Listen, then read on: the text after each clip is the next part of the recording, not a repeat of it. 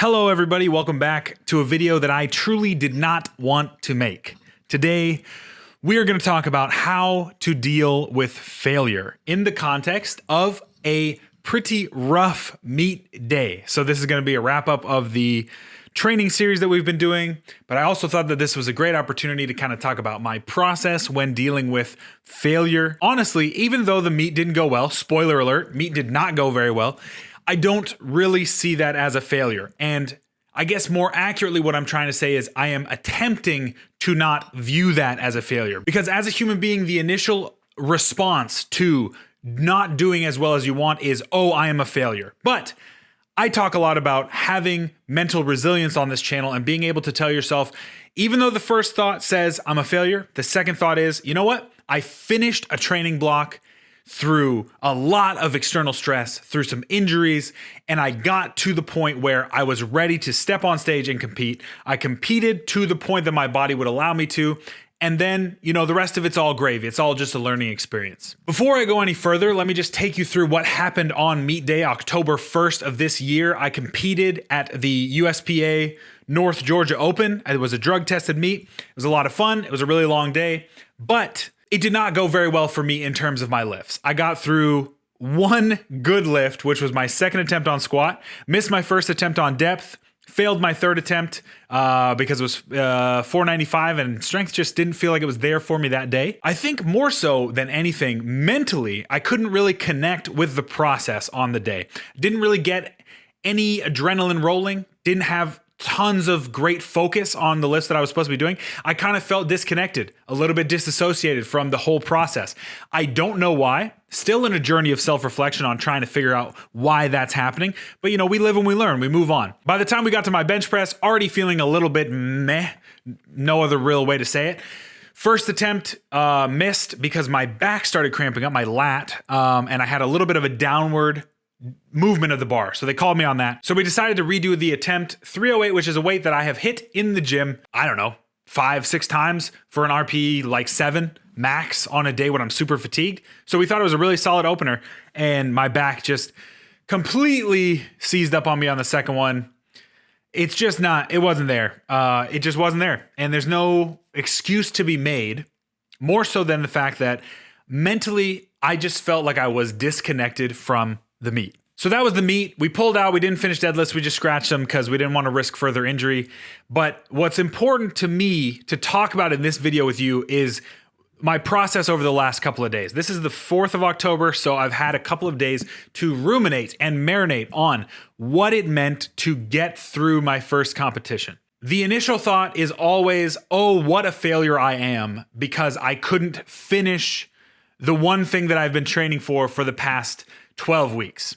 So it is in this that I want to bring teaching point number 1 to your attention. It is something that I am struggling with mightily at the moment, and hopefully me talking through some of my mental struggles can kind of help you guys when you reach these problems in your fitness journey or in life, because I feel like the fitness journey, especially the powerlifter's journey, is very analogous to some problems that you will face in life. Progress is never linear. Sometimes you take steps back. Sometimes you take massive steps back, but the continuation of the process is what I think defines failure. For me, the message that I've been drilling into my head is not you got to the day and you missed what you wanted to do, so it's a failure. The message is just, you got to the day. You finished the process. You did not quit when you wanted to a couple of times during training.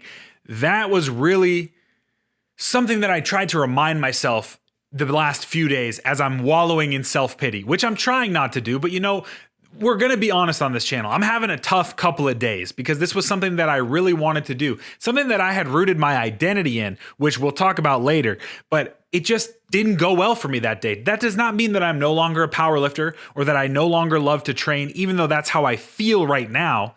The reality of the situation is I'm going to get back in the gym. Who knows when? But it's going to happen. I'm going to get back to training. Do I ever do another competition? I don't know right now. I'm leaving that up to future Jonah to make the decision. Right now, all I know is that I'm going to get back to some sort of physical activity within the coming days, and I'm going to get back under the bar sooner rather than later.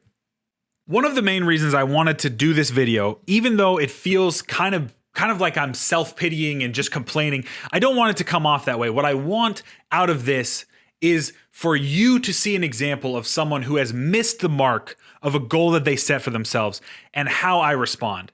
So I'm using this video to keep myself accountable and to continue to put out content because I really love this sport. I'm learning that I love coaching this sport maybe a little bit more than I love competing in this sport, but that does not remove any of my passion for this sport whatsoever. So let's talk a little bit about identity, because that's another thing that kind of came under fire after I didn't do very well in this meet. I had been identifying myself as a competitive powerlifter. Do I still identify myself as that? Not 100% sure just yet. I am giving myself some time to think about my relationship to the sport. What do I want to do long term with this sport? Because I really do love it. I love the prospect of bettering yourself in a competitive aspect.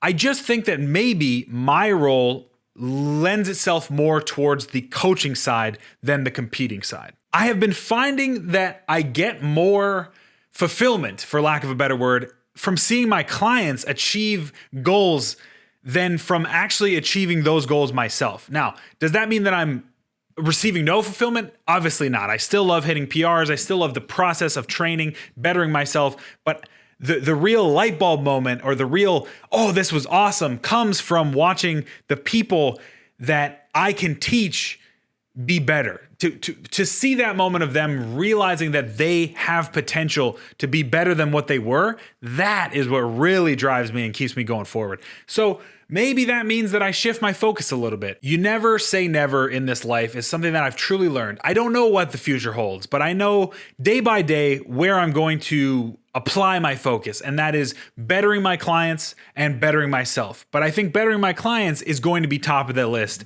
in my fitness journey from now on. I do not want this video to come off as being super whiny or self-pitying. The only reason that I'm making this video is because in the past when I've experienced failure, seeing examples of other people experiencing failure has kind of helped me. And even today, I saw a post from Alan Thrall on Instagram, a great Instagram follow if you don't follow him. He posted an Instagram post about all of his failures in competition, which, I don't know, man, was something that I really needed to see today. Because for me, this was someone who I've been watching for 4 or 5 years. Like when I first started my fitness journey, someone who I always looked up to and respected in the fitness space. And for him to say, listen, I'm going to humble myself a little bit and I'm going to post all of these failures in a space that only really rewards, you know, the greatness, right? We always want to see the people pulling 1,000 pounds and squatting 800 pounds. Sure, that's awesome. But also we need to see some of the fails as well. And my goal with this channel has always been to be incredibly honest with you about the journey that I'm on. So I thought that I'd sit down in front of the camera, strip away all the B-roll and all the fancy cuts, and just kind of talk for a little bit, kind of like a mini podcast. And, you know, if you like this style of video, then go ahead and like and subscribe. If not, there are 1,000 other videos on this channel that have a little bit more pizzazz, and we'll get back to that. But this video felt to me like I needed to just sit down, talk to you, and put something out. So my final message is, if you are experiencing failure, if you miss the mark on a goal that you've set, the only thing that I'll say that's going to make it better is to try again, is to keep pushing forward, however that looks for you. For me, that is resting today, going on a walk tomorrow, and getting back under the bar on Thursday.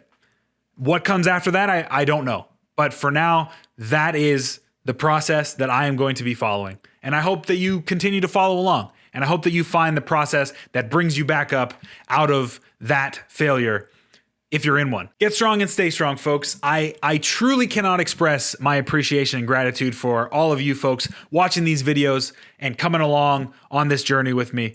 More to come from this channel. This is not the end. We will continue to push forward, and I hope you'll continue to push forward too. Have a great rest of your day. Peace.